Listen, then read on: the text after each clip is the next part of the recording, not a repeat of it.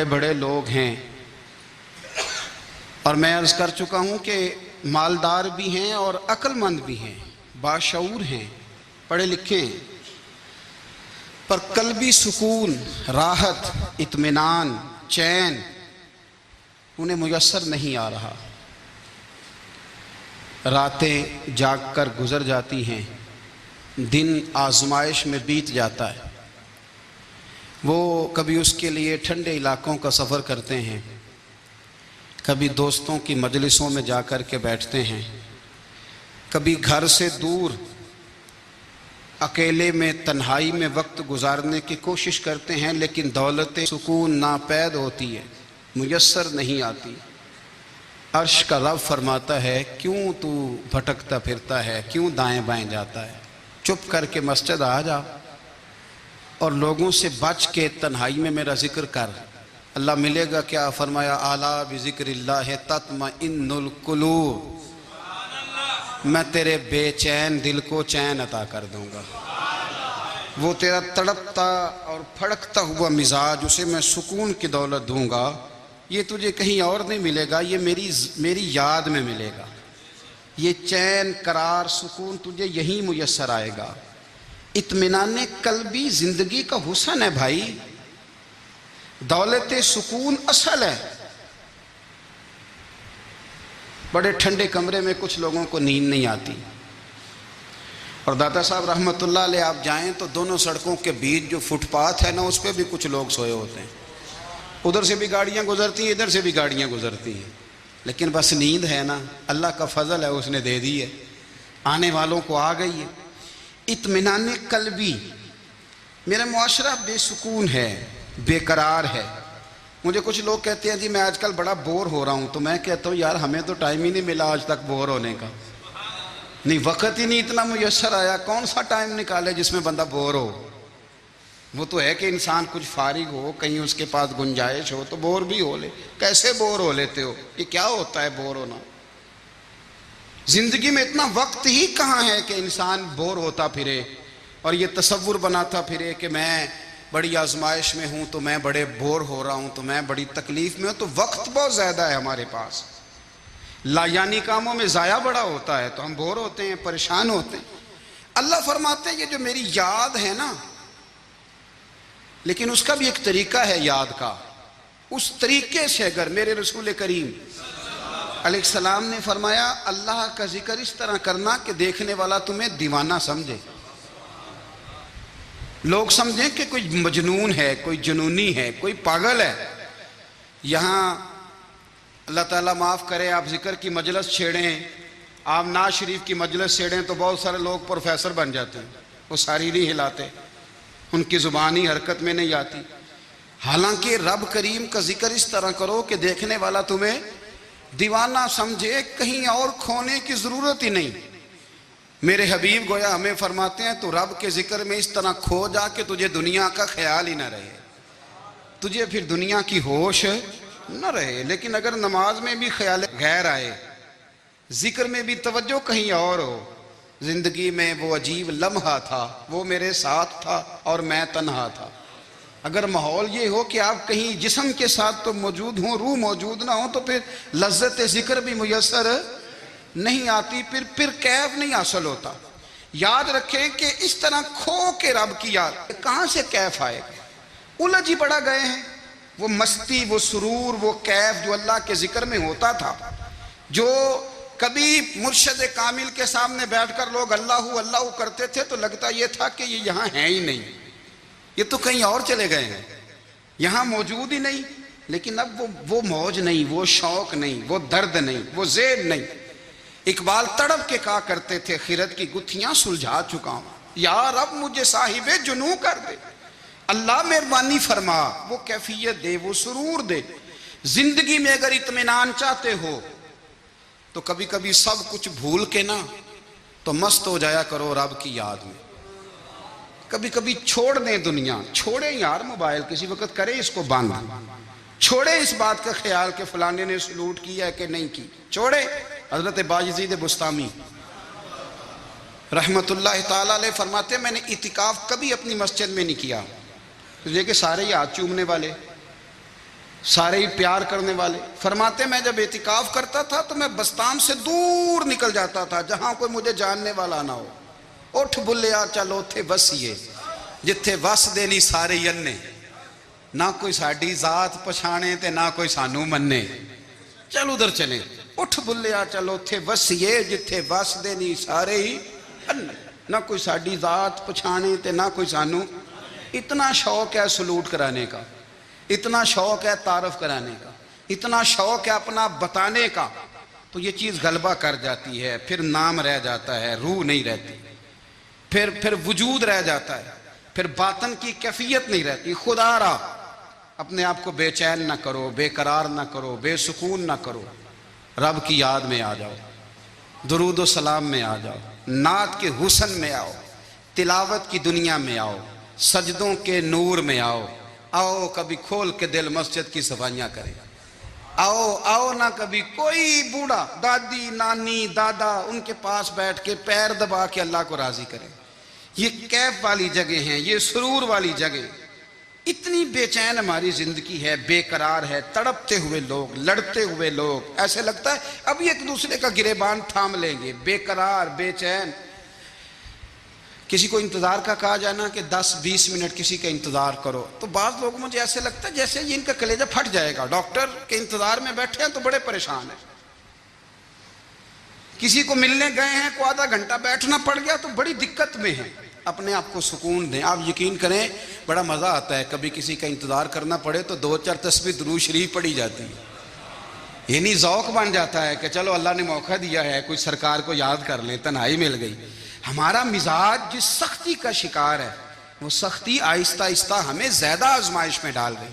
تو میرے بھائی زندگی میں اطمینان حسن ہے, اور وہ سب سے زیادہ اللہ کی یاد میں ملتا ہے, وہ سب سے زیادہ رب کریم کے ذکر میں. سب سے زیادہ جو چاہتا ہے نا دل ٹھنڈا رہے, زبان میٹھی رہے, وہ مدینے والے محبوب پہ درود و سلام پڑھا کرے, وہ حضور پہ درود و سلام پڑھا کرے. زبان میٹھی رہے گی. میرا ذاتی تجربہ ہے کہ جو آدمی اپنے اخلاق سنوارنا چاہے وہ حضور پہ درود شریف پڑھے. جو اپنے اخلاق سنوارنا چاہے, طبیعت کو ٹھنڈا رکھنا چاہے, وہ درود شریف پڑھے, اس کا دل سکون میں آئے گا. کچھ کام اور ہیں زندگی میں اطمینان کے لیے, ان کا ہونا بھی بڑا ضروری ہے. سب سے پہلے اگر آپ چاہتے ہیں نا زندگی میں سکون ہو تو حقیقتوں کا سامنا کرنا سیکھیں. آپ جو ہیں وہ رہنا سیکھیں, جو آپ نہیں ہیں وہ بننے کی کوشش نہ کریں. حقیقت کا سامنا کرو گے تو زندگی اطمینان میں آ جائے. ہم نے نا بہانے بنا لیے ہیں, ہیلے بنا لیے, جھوٹ کے سہارے اپنے آپ کو اونچا کر لیا. ایک آدمی سے کہا جاتا ہے تو رشوت نہ لے, تو کہتا ہے میں غریبوں سے نہیں لیتا. تو میرا سوال یہ ہے کہ امیروں کا حساب لینے کی اللہ نے تیری ڈیوٹی لگائی ہے, تیرے ذمہ لگایا ہے کہ تو امیروں کا حساب کر, تمہیں کیا ضرورت پڑی ہے؟ ہم نا بہانہ کرتے ہیں, رشوت لینے والے کا الگ بہانہ ہے اور سفارش والے کا الگ بہانہ ہے. حقیقت کا سامنا کریں, حقیقت کا. جو میرے ذمہ داریاں ہیں وہ میں نے پوری کرنی, جو آپ کی ذمہ داریاں ہیں وہ آپ جان نہ چھڑائیں, حقیقت پسند بنیں. میرے رسول کریم پھر پڑھیے درود شریف صلی اللہ تعالی علیہ وسلم. حضور صلی اللہ علیہ وسلم نے فرمایا کہ میری بیٹی سیدہ فاطمہ الزہرا رضی اللہ تعالی عنہا صرف جنتی نہیں, جنتی عورتوں کی سردار ہے. لیکن حضور نے یہ بھی فرمایا کہ فاطمہ یہ خیال رکھنا اگر اللہ نے حساب پوچھا تو حساب تم نے خود دینا ہے. حقیقت کی طرف توجہ کرائی حضور نے. وہ صرف جنتی نہیں, جنتی عورتوں کی سردار ہیں, پر حقیقت کی جانب توجہ. میں حقیقت یہ ہے کہ اگر مالک نے حساب پوچھا تو اس کی تیاری بھی کرنی ہے. دیکھیں نا ہمیں کچھ یقین نہیں, اللہ معاف کرے کہ ہمارا حساب کیسا ہوگا, لیکن کتنے آزاد ہیں. یعنی بڑی دلیری سے بندے کہتے ہیں فجر نہیں پڑھتا جی, 3 پڑھتا ہوں جی, شاہ رہ جاتی ہے جی, کپڑے صاف, بڑی دلیری سے. اور سیدہ فاطمہ الزہرا نے ساری رات مصلی باز رکھا ہے, حالانکہ انہیں یقین تھا کہ رب مجھے بغیر حساب کتاب جنت دے گا. حقیقت کا سامنا کریں. جو حقوق آپ کے ہیں وہ آپ نے ادا کرنے ہیں, جو ذمہ داریاں ہیں وہ ذمہ داریاں ہیں. دیکھیں نا حضرت موسیٰ کلیم اللہ علیہ السلام کے پاس اسرائیل روح نکالنے آئے تو حضرت موسیٰ نے تھپڑ مارا, آنکھ نکال دی. واپس گئے، اللہ انہوں نے تو جلال فرمایا ہے، کہا موسیٰ علیہ السلام سے کہیے بیل کی پشت پر ہاتھ رکھیں، جتنے بال ان کے دستے مبارک کے نیچے آئیں گے اتنے 1000 سال ان کی عمر بڑھا دی جائے گی۔ یعنی میرے کان میں کوئی بتا دے کہ جناب 60 سال بڑھ گئی، کیا آپ کے کان میں کوئی کہہ دے تو خوشی ہوتی ہے کہ نہیں؟ لیکن یہ حقیقت پسندی نہیں، اس لیے کہ 60 بھی گزر جائیں گے، 70 بھی، یہ حقیقت نہیں۔ حضرت موسیٰ کلیم، چلے میں مثال دیتا ہوں، سمجھ لے 10 بال، حالانکہ بہت زیادہ آتے ہوں گے، 10 بال اگر حضرت موسیٰ کے ہاتھ کے نیچے آئے تو 10,000 سال تو عمر بڑھ گئی نا۔ 10 یعنی 10 سال نہیں، 10 100 نہیں، 10 بہت زیادہ تھی نا۔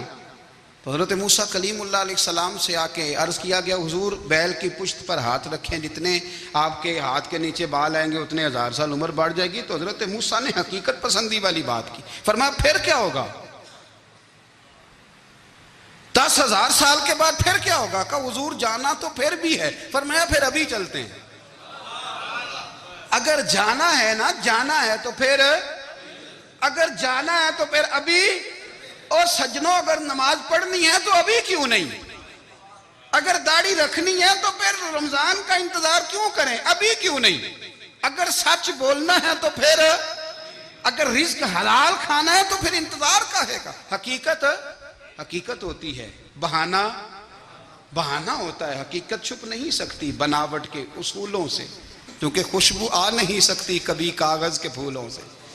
یہ بات یاد رکھیں، اگر جانا ہے تو حضرت کلیم فرمانے لگے پھر 10,000 سال کے بعد بھی جانا ہے تو آج بھی۔ ہمیں بے قراری زندگی میں اس لیے کہ ہم حقیقت پسند نہیں، ہم بہانوں میں، ہم ہواؤں میں جیتے ہیں، ہواؤں میں، خیالات میں زندگی گزارتے ہیں۔ بڑا ٹائم پڑا ہے، مثلاً کتنا میرے رسول کریم صلی اللہ تعالیٰ علیہ وآلہ وسلم نے ایک دن صحابہ سے فرمایا تمہیں حیا نہیں آتی؟ حضور کیا ہوا؟ فرمایا وہ والے مکان بناتے ہو جن میں تم رہ نہیں سکتے،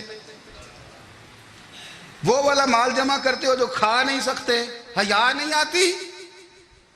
عرض کی حضور حکم کریں تو محبوب فرمانے لگے جوتے کا ایک تسمہ بند کرتا ہوں تو سوچتا ہوں دوسرا بند کرنے سے پہلے موت آ جائے گی، ایک سانس اندر جاتی ہے تو دوسرا آنے سے پہلے میں یاد کرتا ہوں کہ مجھے دنیا سے جانا ہے۔ تمہیں حیا نہیں آتی؟ وہ مکان بناتے ہو جن میں رہ ہی نہیں سکتے، وہ مال جمع کرتے ہو جو کھا، حقیقت پسند نہیں بھائی ہم۔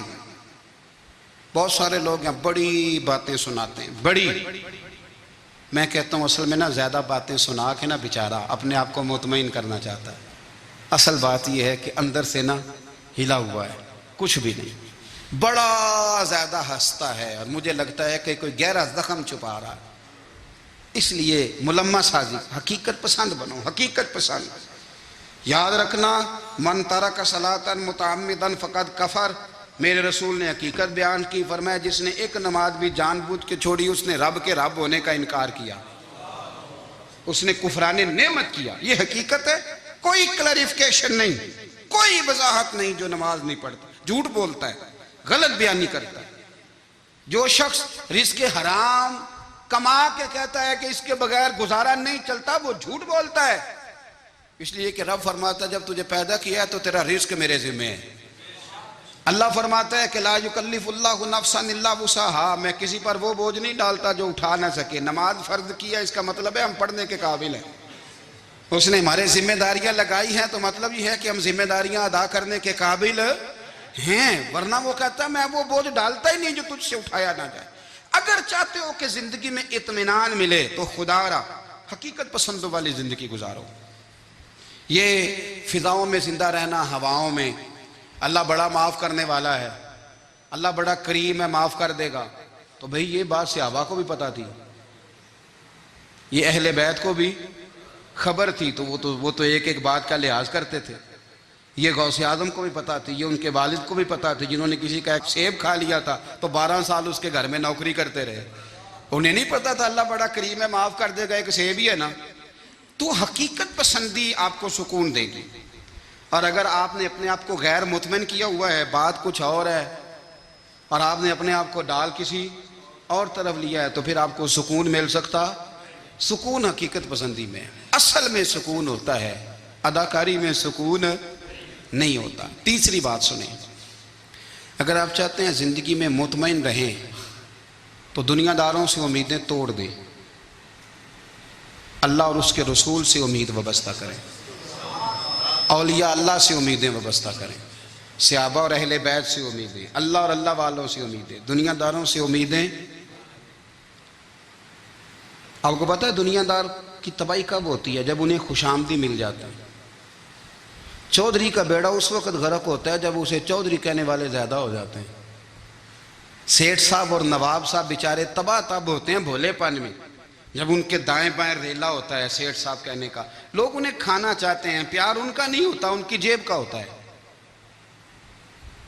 محبت ان سے نہیں ہوتی، ان کی کرسی سے ہوتی ہے، ضروریات کا پیار ہوتا ہے، تباہ کر دیا جاتا ہے۔ ہماری ساری توقعات دنیا داروں سے وابستہ ہو گئی ہیں، ناراض نہ ہونا۔ پیروں نے، مولویوں نے، درویشوں نے، انہوں نے بھی سیٹ رکھے ہوئے جلسوں کی صدارت کرانے کے لیے، یعنی مذہبی جلسہ ہے، اس میں بہت زبردست پڑھے لکھے صاحب تقوی عالم کا خطاب ہے، اور کی صدارت وہ بندہ کر رہا ہے جس نے عشاء کی نماز بھی نہیں پڑھی، وہ بندہ صدارت کر رہا ہے۔ کیوں؟ اس لیے کہ اس نے لاکھ روپیہ دیا محفل میں۔ خدا را دنیا داروں سے امیدیں چھوڑ دیں ورنہ آپ کمزور پڑ جائیں گے، آپ کی امیدیں ٹوٹیں گی۔ کتنا کمزور ہے وہ شخص جو 2-4 ہزار کے لیے کسی بندے کی چاپلوسی کرتا ہے، اس کے پیچھے بھاگتا ہے، خوش آمدیں کرتا ہے تھوڑے سے نوٹوں کے لیے، دکھ سکھ میں کام آئے گا اس کام کے لیے۔ میرے رسول کریم علیہ السلام نے فرمایا جس نے بندوں کو راضی کرتے کرتے رب کو ناراض کر دیا، اس کی دنیا بھی گئی اور آخرت بھی گئی۔ اور فرمایا جس نے بندوں کی پرواہ نہیں کی، اللہ کو راضی کیا، فرمایا اگر رب راضی ہو گیا تو لوگوں کے دلوں میں بھی محبت پیدا فرما دے گا۔ کیا ضرورت ہے خوش آمد کرنا دنیا داروں کی، سیٹوں کی، نوابوں کی، چاپلو۔ اور میں آپ کو ایک بات بتاؤں، ہوتا پتہ کیا ہے؟ یہ جو حب جا اور حب با ہوتی ہے نا، اس سے پیٹ نہیں بھرتا۔ آپ کو اگر خوش آمد کرنی ہے تو پھر آپ کو ساری زندگی کرنی ہے۔ پھر ان کو بھی پتہ ہوتا ہے کہ تعلق کس بنیاد پر ہے، اس میں کبھی بھی خلوص پیدا نہیں ہوتا۔ آپ بے چین رہتے ہیں، بے قرار رہتے ہیں، آپ کو تکلیف رہتی ہے ہمیشہ۔ کبھی بھی دنیا داروں سے امیدیں وابستہ نہ کریں۔ ایک بات سنیں بڑی شاندار، امام غزالی نے لکھی ہے۔ امام غزالی فرماتے ہیں کہ ہارون الرشید نہ حج کر کے واپس آیا بغداد میں، تو کونے میں حضرت بہلول دانا بیٹھے تھے، رش بہت تھا، مجمع بڑا تھا۔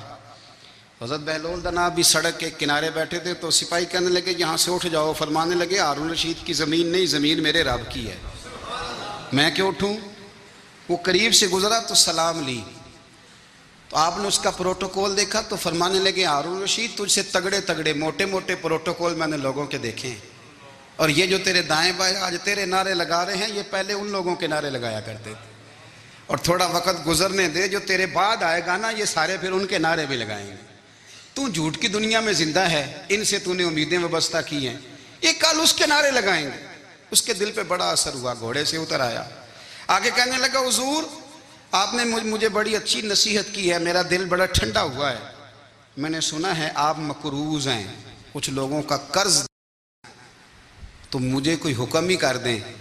آپ ہنسنے لگے، فرمانے لگے یار تو بڑا ہی بیوقوف ہے، بڑا ہی بیوقوف ہے تو، میں تجھے نصیحت کر رہا ہوں تو مجھے الجھا رہا ہے، حضور کوئی حکم کر دیں۔ کیا خوبصورت انداز ہے رب کریم کے بندوں کا۔ حضرت بہلول دانا فرمانے لگے تیرا رب کون ہے؟ کہا اللہ، تو فرمایا میرا کون ہے؟ کہا اللہ۔ فرمانے لگے یہ تو نہیں نہ ہو سکتا کہ اللہ ہارون رشید کو دیتا رہے اور بہلول دانا کو بھول ہی جائے، یہ تو نہیں نہ ہو سکتا کہ ہارون رشید کو دیتا رہے اور بہلول دانا کو بھول جائے۔ فرمایا اس کا دل، اس کا ارادہ ہوا، ارادہ قدرت ہوا کہ بہلول مقروض رہنا چاہیے، تو اگر رب مجھے رکھنا چاہتا ہے، دکھ قبول محمد بخشا راضی رہن پیارے، اگر وہ چاہتا ہے میں مقروض رہوں تو میں بھی چاہتا ہوں کہ میں مقروض ہی رہوں، یہ تو نہیں نہ ہو سکتا کہ تجھے دے اور مجھے نہ دے۔ فرمایا میری تجھ سے کوئی امید نہیں، مجھے جب بھی دے گا میرا رب بھی دے گا، اور وہ دے گا تو پھر انشاءاللہ خزانے کھول کے دے گا۔ دنیا داروں سے امیدیں وابستہ کرنا، لوگوں کے پیچھے، یہ چھوڑ دیں. آپ بے چین رہیں گے، بے قرار رہیں گے. اللہ والوں سے ضرور امیدیں وابستہ کریں، اس لیے کہ ان کے پاس جو کچھ ہوتا ہے وہ دراصل رب کا ہی ہوتا ہے. لیکن سیٹھوں سے، نوابوں سے، سیاستدانوں سے باز آ جائیں.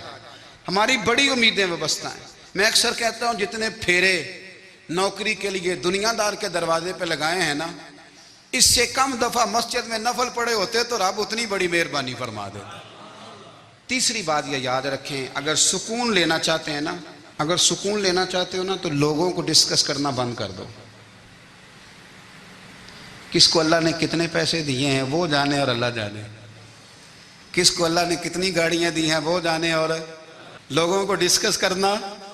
جی یعنی میں ایک جگہ بیٹھا تھا تو ایک صاحب گاڑی والا گزرا، گاڑی میں بیٹھ کے، اس کا پڑوسی تھا، کہندے تھا منہ ہے کار والا. میں کہ وہ تے ہے تاں ہی بیٹھا ہے.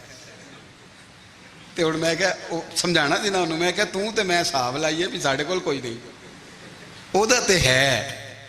لیکن نا اللہ نے اسے دی ہے نا، تو اللہ نے چاہا نا وہ کار میں بیٹھے، تو اس نے پھٹے پہ بیٹھ کے یہ تبصرہ کیا کہ منہ ہے کار والا. میں کہ ابھی وہ تے ہے تاں کار ہے. اب مجھے اور تجھے اندازہ لگانا چاہیے کہ ہم کیا یہ بحث ہے. یعنی اللہ کو چاہیے تھا معاذ اللہ کے پہلے تجھ سے پوچھتا کہ اسے کار دینی ہے کہ نہیں. کیا مطلب فضول بحث ہے.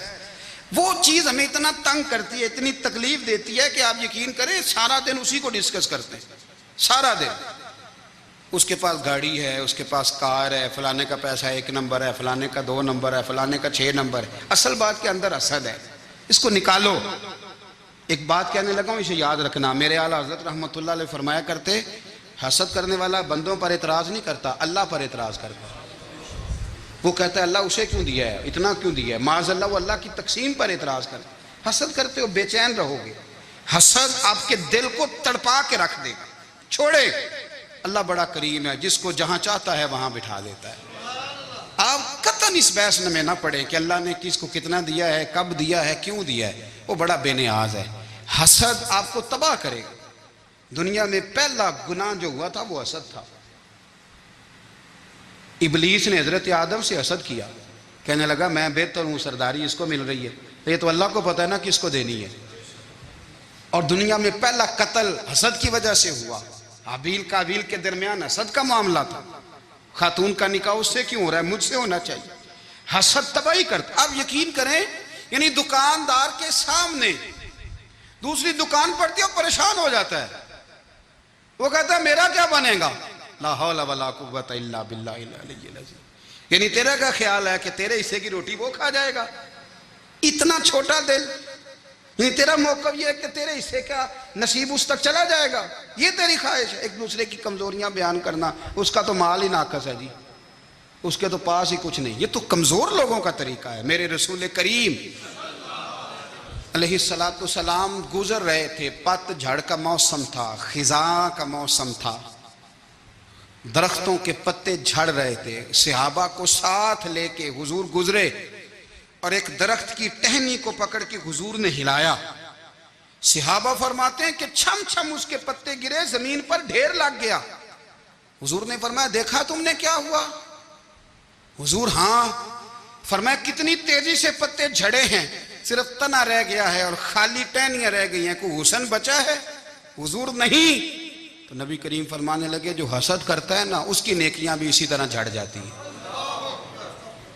اسی طرح. اور ایک جگہ حضور فرمانے لگے جس طرح راکھ لکڑی کو آگ کھا جاتی ہے، جس طرح لکڑی کو آگ، جب آگ کھا جائے تو پھر لکڑی کو لکڑی نہیں کہا جاتا، راکھ کہا جاتا ہے، کوئلہ کہا جاتا ہے.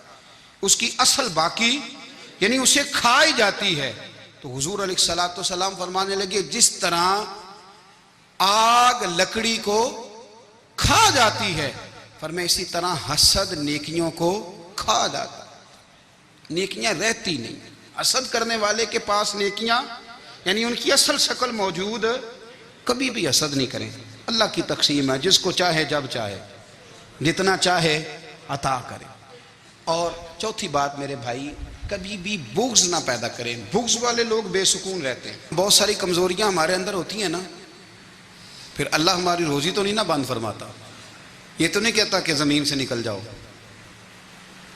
اگر یہی والا معاملہ ہو جو ہمارا ہے کہ شادی پہ اس نے میرے ساتھ برا سلوک کیا تھا، اب ساری زندگی بغض رکھنا ہے، اگر یہی معاملہ فرشتے اللہ کی بارگاہ میں کہیں کہ یا اللہ اس نے فلانے دن شراب پی تھی، اب اس کو زمین میں نہیں رہنے دینا، نظام زندگی چلے گا؟ تو اگر اللہ ہمیں معاف کرتا ہے تو ہم بندوں کو معاف کیوں نہیں کرتے؟ آپ یقین کریں اتنی لمبی عداوتیں، اتنا لمبا حسد، اتنا لمبا بغض، اتنا لمبا۔ حدیث میں نے پڑھی، میں حیران رہ گیا۔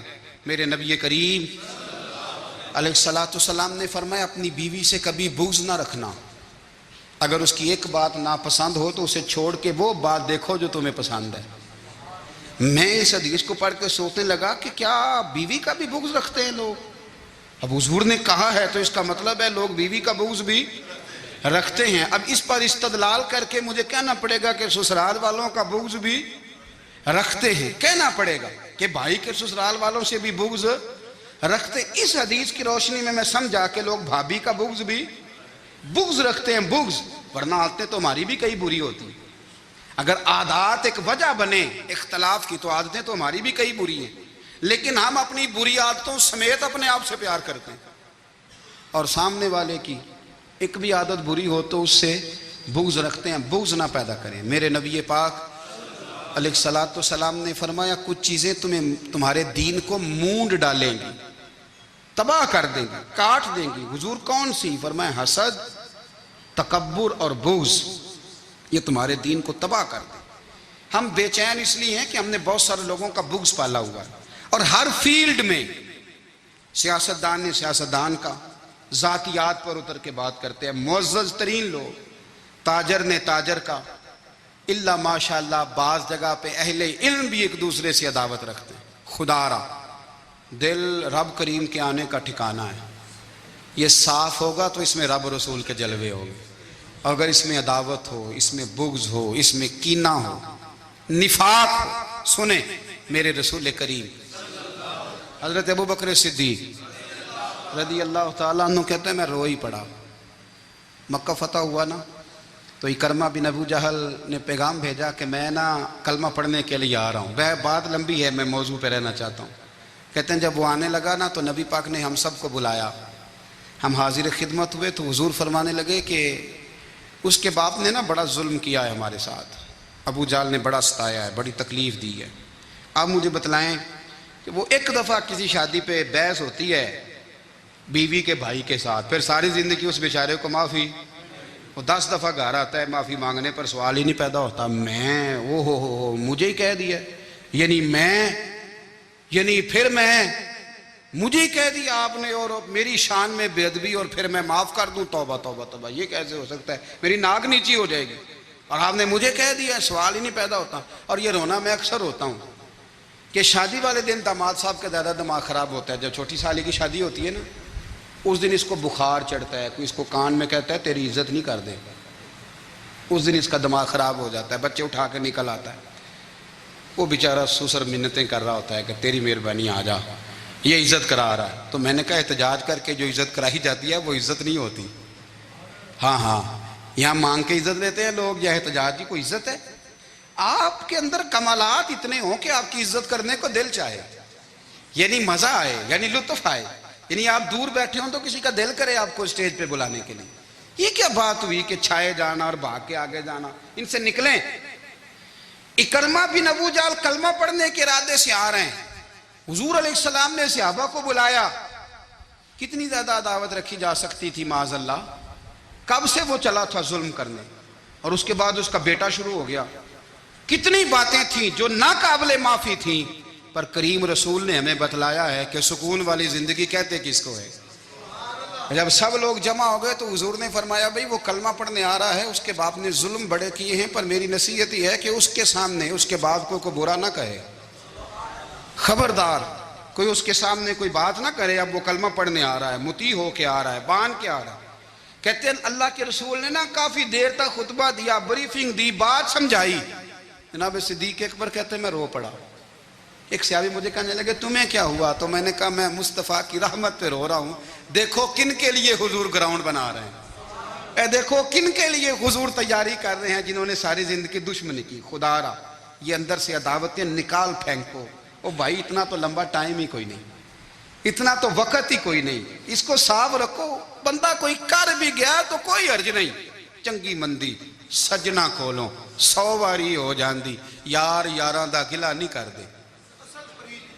اصل پریت یار یاراں دا جڑا گلا کردا جے یار نہیں جی ہوندا. ہاں پکی بات, پکی پیڑی. میرا ایک سنگی مجھے آ کے آنے لگا فلانی جگہ بندہ یہ بات کر رہا تھا. میں کہ تو اوتھے ہی سے سوندا سے تم ہی نال ہی سے.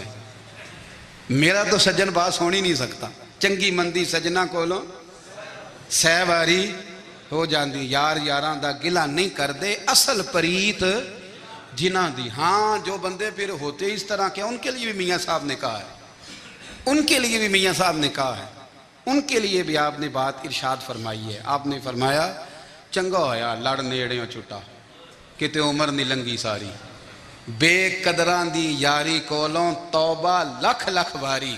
او چنگا ہویا لڑ نیڑیوں چھٹا کتے عمر نہیں لنگی ساری. جو اس طرح کا تھا نا شکوے کرنے والا بغض رکھنے والا, فرمایا بے قدراں دی یاری کولوں توبہ, یعنی لاکھ تے لاکھ کنے ہو گئے, یعنی 2 لاکھ باری توبہ کی تھی انہوں نے, گنی نہیں جا سکتی جتنی میاں صاحب نے توبہ کر دی. بے قدرے دوست بے قدراں دی یاری کولوں توبہ لکھ لکھ باری. چنگا ہویا لڑ نیڑیوں چھٹا کتے عمر نہیں لنگی ساری. تو مہربانی کریں, ایک تو اگر آپ مطمئن رہنا چاہتے ہیں تو کبھی کبھی نا مست ہو کے ذکر الہی کریں. مست ہو, وہ والا ذکر نہیں جس میں آپ موبائل بھی دیکھ رہے ہیں اور کہانیاں بھی. میرے سامنے کو بندہ جمعے والے دن یا تقریر کے درمیان تسبیح لے کے بیٹھ جائے تو میں اس سے پوچھتا ہوں تو 2 کام ایک ٹائم جی میں پہ کرنا ہے. میری بھی بات سن رہے ہو, تسبیح پڑھی تو ممکن ہی نہیں. تسبیح تو تسبیح ہے, جب وہ ہوگی تو پھر کوئی اور کام سوال ہی نہیں پیدا ہو. ایک تو ذکر کریں محو ہو, دوسری بات حقیقت کا سامنا کریں. آپ اگر مطمئن رہنا چاہتے ہیں تو حقیقت پسند بنیں. تیسری بات حسد چھوڑ دیں, دوسروں کو ڈسکس کرنا چھوڑ دیں. آپ یہ دیکھیں کہ اللہ نے مجھے کیا کچھ دیا, اس پہ راضی رہیں. اور چوتھی بات عداوت چھوڑ دیں, سینے میں کینہ چھوڑ دیں. آپ کی زندگی مطمئن ہو جائے گی, آپ خوشحال رہیں گے. وہ جو آپ لفظ کہتے ہیں نا کہ میں بور ہوں میں پریشان ہوں, اس سے آپ نکل آئیں گے. اللہ ہمیں محبوب کی غلامی میں زندہ رکھے, غلامی میں موت.